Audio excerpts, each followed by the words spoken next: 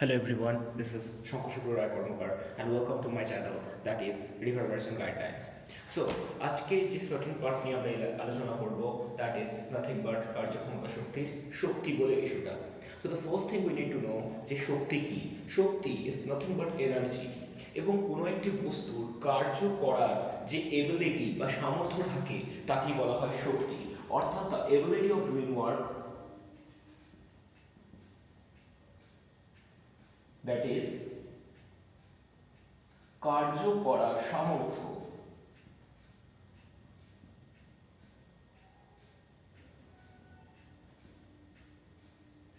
তা শক্তি নামে পরিচিত।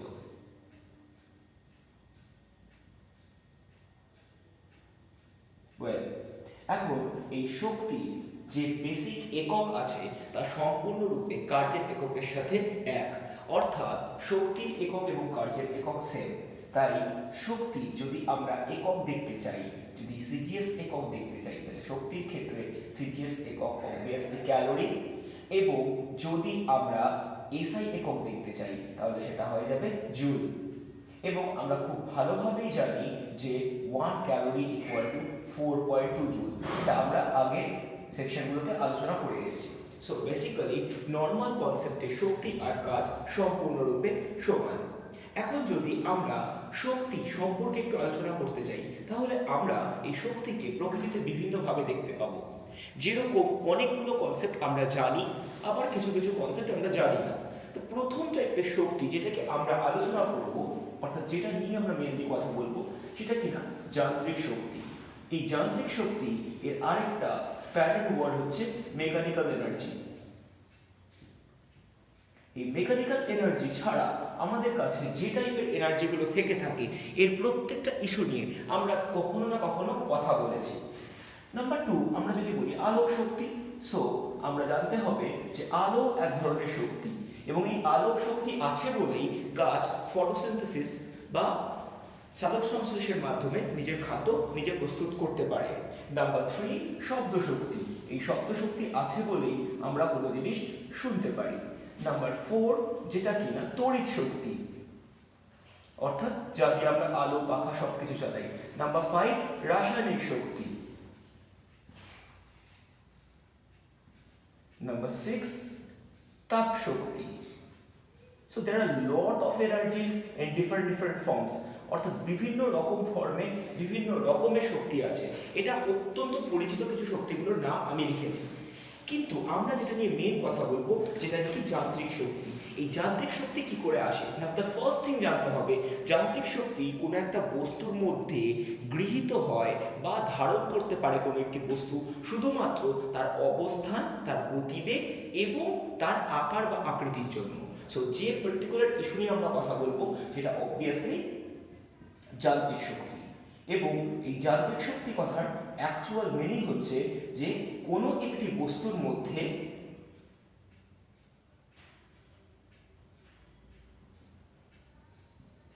যে শক্তি তার নাম্বার 1 আকার বা আকৃতির জন্য সঞ্চিত থাকে,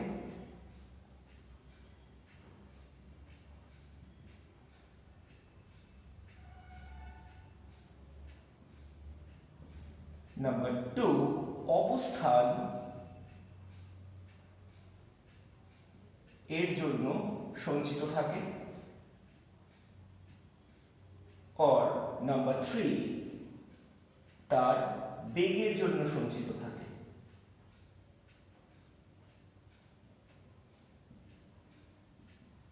তাকে বলা হয় যান্ত্রিক শক্তি।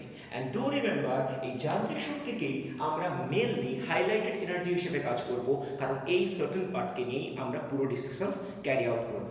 So here we go. Well, যান্ত্রিক শক্তিকে আমরা মোট দুটো আলাদা আলাদা ভাগে ভাগ করতে পারি। সো নাম্বার 1 যেটা নিয়ে আমরা কথা বলবো সেটা হচ্ছে যান্ত্রিক শক্তির প্রথম ভাগ, যেটা কিনা স্থিতি শক্তি। সো হোয়াট অ্যাবাউট স্থিতি শক্তি?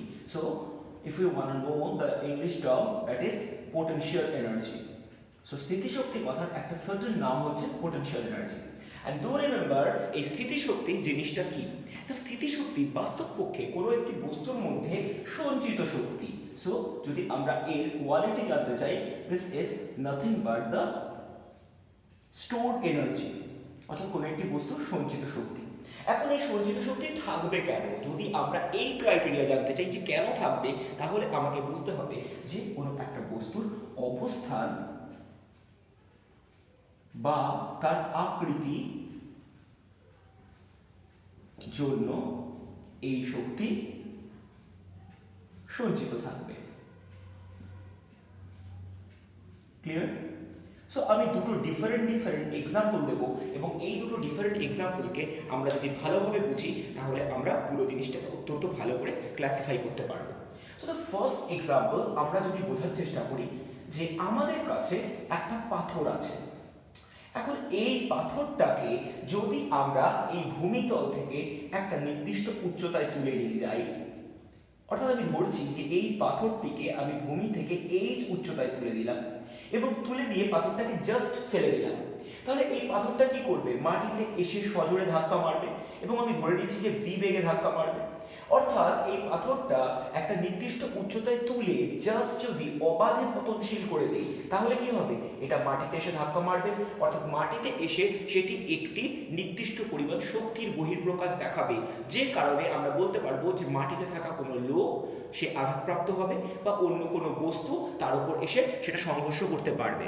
So such type of energy, যেটা কিনা আমি উচ্চতা তোলার জন্য বস্তুর মধ্যে সঞ্চিত হয়ে গেল। So this is nothing but স্থিতিশক্তি। এবং মনে রাখতে হবে এই স্থিতিশক্তিকে আমি বলছি অভিকর্ষীয় স্থিতিশক্তি।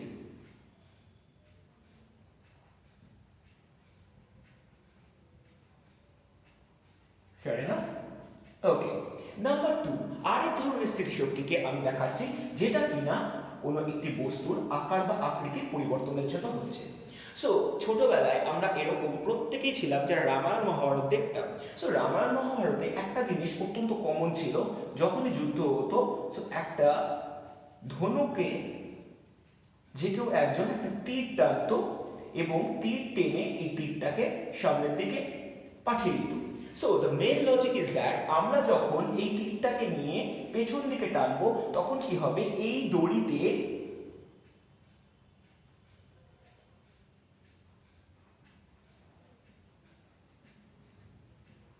টান প্রয়োগ করলে যে প্রধান ঘটনাটা ঘটবে সেটা হচ্ছে এই দড়ির আকার বা আকৃতি পরিবর্তন হবে, অর্থাৎ যেটা সাম্যাবস্থায় ছিল এই সাম্যাবস্থা থেকে এই দড়িটি সম্পূর্ণরূপে বিচ্যুত হবে। এর ফলে এই দড়িতে কিছু পরিমাণ শক্তি সঞ্চিত হবে এবং দড়ি টেনে যেই আমি ছেড়ে দেবো এই দড়িটা কি করবে? নিজের আগের পজিশনে ফিরে যাওয়ার চেষ্টা করবে, অর্থাৎ নিজের আগের অবস্থায় ফিরে যেতে চাইবে এবং যে কারণে এই সামনে থাকা তীরটি অত্যন্ত দ্রুত বেগে সামনের দিকে বেরিয়ে যেতে আরম্ভ করবে। And such type of potential energy বা স্থিতিশক্তি আমরা যেভাবে পাবো সেটা বেসিক্যালি তৈরি হয় ইলাস্টিসিটির জন্য, অর্থাৎ স্থিতিস্থাপকতার জন্য। অর্থাৎ এই জাতীয় স্থিতিশক্তিকে আমরা বলতে পারি স্থিতিস্থাপক স্থিতিশক্তি। Fair enough?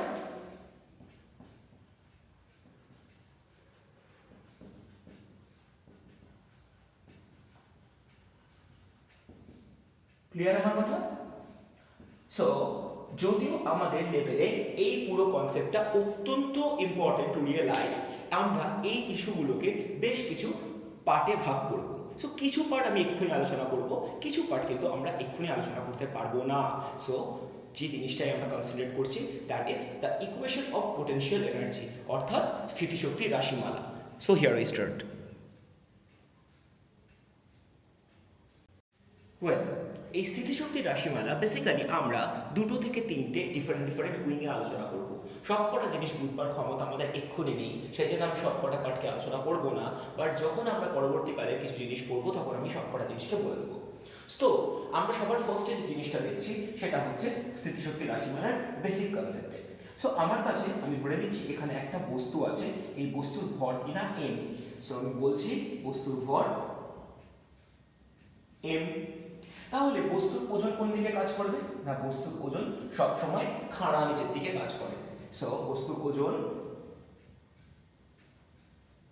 That is nothing but mg। এখন আমি যদি এই বস্তুকে উপরের দিকে তুলতে চাই তাহলে আমাকে একটা বাহ্যিক বল F দিতে হবে। তাহলে বাহ্যিক বল F ইকুয়াল টু কত হবে না mg, কারণ আমি বস্তুকে উপরের দিকে তুলতে চেয়েছি।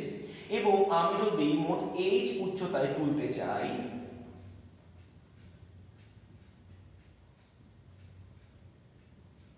তাহলে কৃতকার্য কত হবে না কৃতকার্য that will be W equal to ball into সরণ।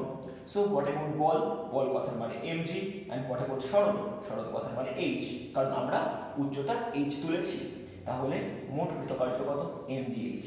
এবং যত পরিমাণ কার্য করলাম এই পরিমাণ কার্য এই বস্তুটিকে যখন h উচ্চতায় তুলে দিলাম তার মধ্যে সঞ্চিত হয়ে থাকলো, এবং এটি বাস্তব ক্ষেত্রে স্থিতিশক্তি। Fair enough? সো স্থিতিশক্তির রাশিমালা নরমাল কনসেপ্টটা কি না mgh। কিন্তু শুধু এইটুকু জিনিস নিয়ে আমরা আলোচনা করব না। আমি প্রথমেই বললাম এর অনেক কিছু কমপ্লেক্স উইংস আছে, তো আমি সবকটা জিনিস তো বুঝতে পারবো না, বাট রাইট নাও আমি কিছু জিনিস বুঝবার একটু চেষ্টা করব।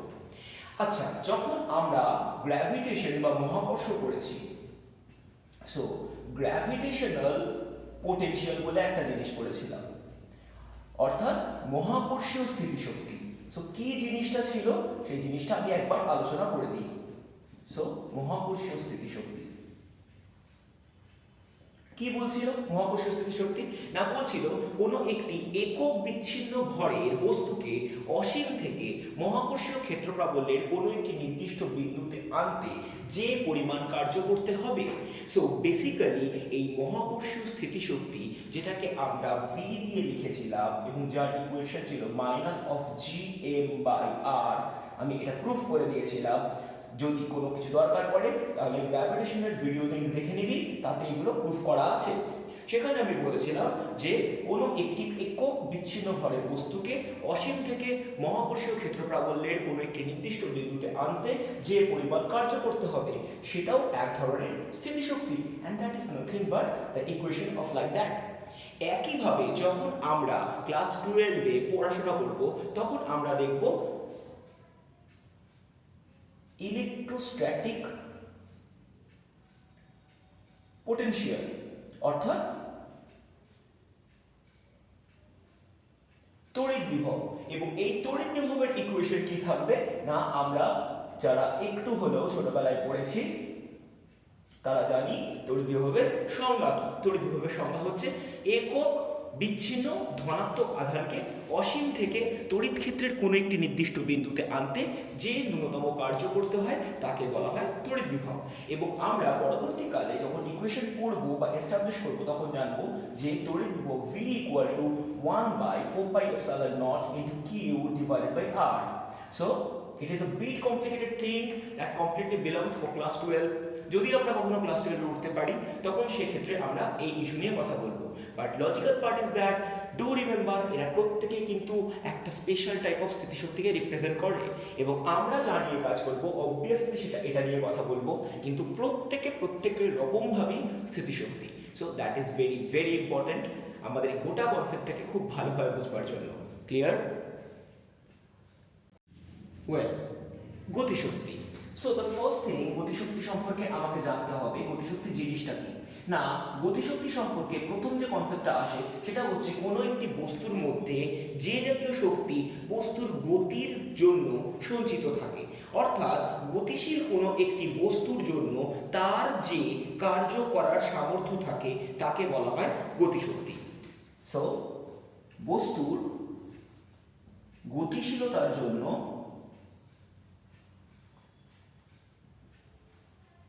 তার মধ্যে যে কার্য করার সামর্থ্য থাকে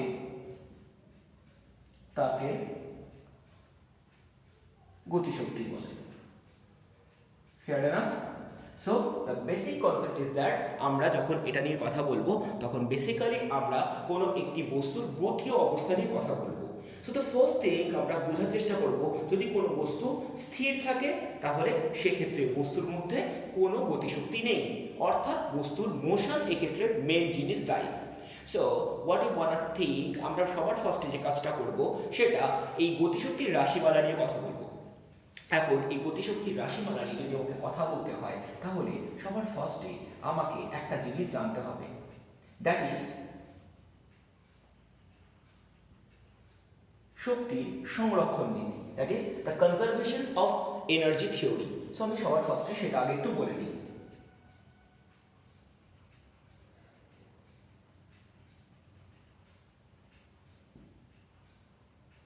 well, conservation of energy theory কি বলছে না, শক্তিকে সৃষ্টি বা ধ্বংস করা যায় না।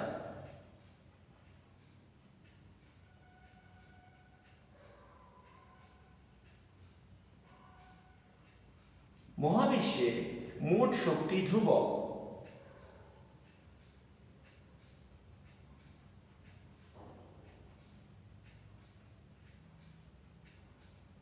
শুধুমাত্র একটি বিশেষ শক্তিকে অপর শক্তিতে রূপান্তরিত করা যায় মাত্র। অর্থাৎ the first thing আমাকে এখানে জানতে হবে যে energy can neither been created nor been destroyed. The total amount of energy of the universe is always constant. It can only be converted, it cannot be destroyed or been created. So the thing begin, শক্তির একটা proper dimension আছে যেখান থেকে আমরা জানতে পারবো যে শক্তিকে কখনো সৃষ্টি বা ধ্বংস করা যায় না, অর্থাৎ মোট শক্তি সব সময়ের জন্য অবশ্যই ধ্রুবক। এখন আমরা যে জিনিসটা করবার চেষ্টা করছি সেটা হচ্ছে এই গোটা ইকুয়েশনটাকে খুব ভালো করে একটু বুঝি। আমরা বলেছিলাম যে যদি কোনো একটা বস্তুকে একটা নির্দিষ্ট উচ্চতায় তুলে দিই তাহলে কি হয়ে যাবে, তার মধ্যে কিছু পরিমাণ স্থিতিশক্তি সঞ্চিত হবে এবং সেই স্থিতিশক্তির রাশিমালা আমরা একটু আগে কি বের করেছিলাম, mgh। So the thing begin, আমি কাজটা স্টার্ট করব এখান থেকেই, যার জন্য আমাকে পুরো জিনিসটা বোঝাতে হবে। সো দেখ আমি কি করি। ওকে, আগে আমি যত অবধি আলোচনা করেছিলাম তাতে স্থিতিশক্তির রাশিমালা অবধি বুঝেছিলাম। রাইট নাও আমি কি করছি, বস্তুটিকে ওই এইচ উচ্চতা থেকে জাস্ট ফেলে দিচ্ছি। তাহলে আমি কি বলছি, অবাধে পতনশীল বস্তু। এখন যদি অবাধে পতনশীল হয়ে থাকে তাহলে প্রথম কথা কি, এইচ উচ্চতায় বেগ কত, এইচ উচ্চতায় বেগ অবশ্যই 0, অর্থাৎ u ইকুয়াল টু 0। আর আমি ধরছি মাটিতে ছোঁয়ার মুহূর্তে বেগ v। Fair enough. তাহলে এই পুরো পথটা কিভাবে গেছে, ত্বরণে গেছে। তাহলে ত্বরণে গেলে আমরা কি জানি, v square equal to u square plus 2as, এটা হচ্ছে আমাদের ফরম্যাট। তাহলে v স্কয়ার মানে v স্কয়ার, u স্কয়ার মানে 0, 2 মানে 2, a মানে g আর s মানে h। Fair enough. তাহলে আমি এখান থেকে h এর ভ্যালু বের করছি, h মানে কত হচ্ছে v square by 2g। So এইটুকু জিনিসকে আমি সবার ফার্স্টে বুঝে নিলাম যে উচ্চতার অ্যাকচুয়ালি একটা রাশিমালা আছে যেটা কিনা v স্কয়ার বাই 2g। এবার যখন বস্তুটিকে আমি উপর থেকে ফেলে দিয়েছি এবং বস্তুটি নিচের দিকে নামতে আরম্ভ করছে, তখন যে মুহূর্তে বস্তুটি মাটি ছোঁবে সে মুহূর্তে তার কোনো উচ্চতা নেই, অর্থাৎ উচ্চতার কোনো প্রশ্নই নেই, অর্থাৎ mgh ইকুয়েশনে h এর কোনো এক্সিস্টেন্স থাকছে না। তাহলে সেক্ষেত্রে মাটিতে ছোঁয়ার সময়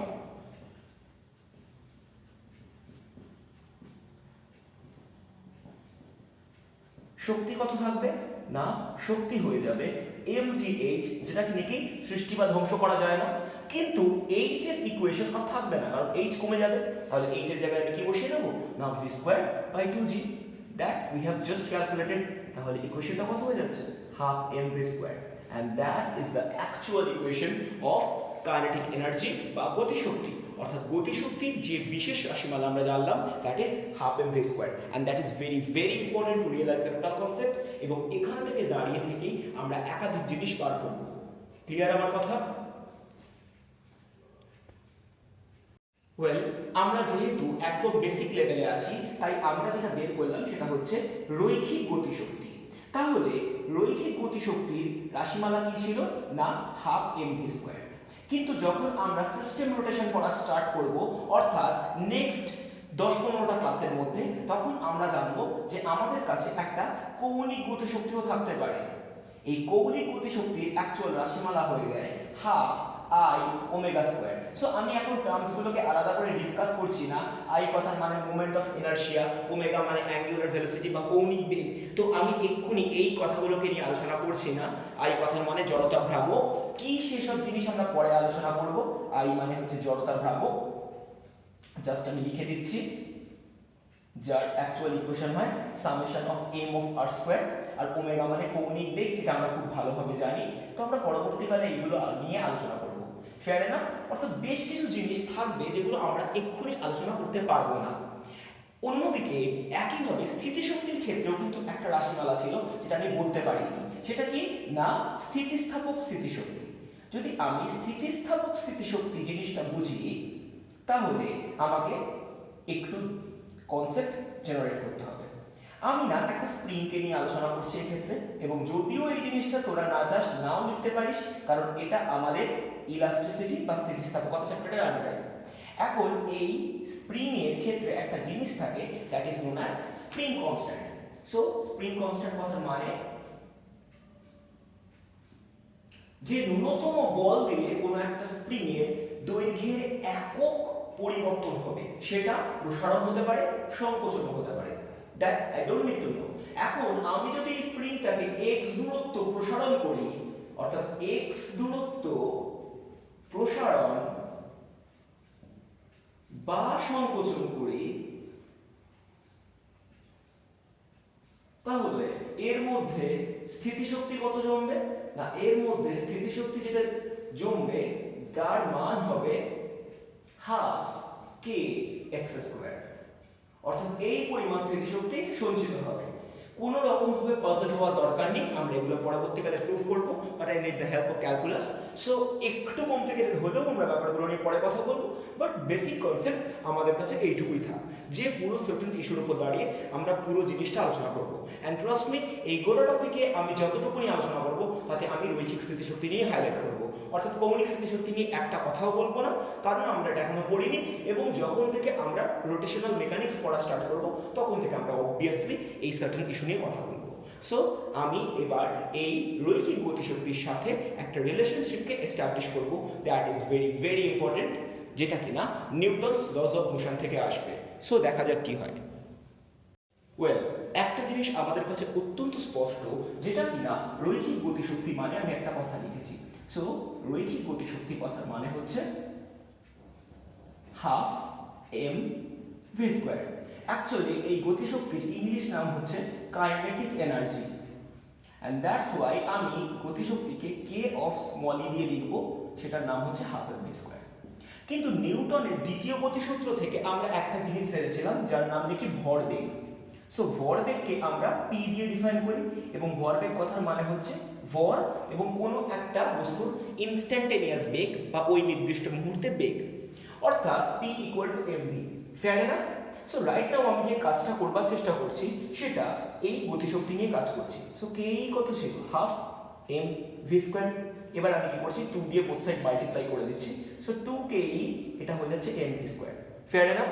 এবার আমি পরের লাইনে দুদিকে এম দিয়ে মাল্টিপ্লাই করে দিচ্ছি, তাহলে এটা অনেকটা দেখতে হয়ে যাচ্ছে 2mke equal to m square V square, right? So আমি এটাকে 2mke রেখেই দিচ্ছি, আর এটাকে লিখছি mv তার হোল স্কয়ার। সো mv যদি হোল স্কয়ার আমি লিখি, সো mv দুটোকে প্রোডাক্ট করলে কি হয়, বেসিক্যালি ভরবেগ। So basically this is nothing but e square. Fair enough? আর এখান থেকে যেটা পড়ে থাকছে 2mke। সো এই সার্টেন পার্টটা আমাদের বেশ কিছু নিউমেরিক্যাল সলভ করতে হেল্প করবে, এবং আমি যখন নিউমেরিক্যাল ইস্যু নিয়ে কথা বলবো তখন অবভিয়াসলি এই সার্টেন টপিকে অঙ্ক করিয়ে দেবো। So end of this session. In the next session আমি যেটা কথা বলবো সেটা হচ্ছে কার্যের সাথে এই শক্তির ইকুয়েশন নিয়ে। So in the next video we'll discuss on the second part. Till then, stay home, stay safe.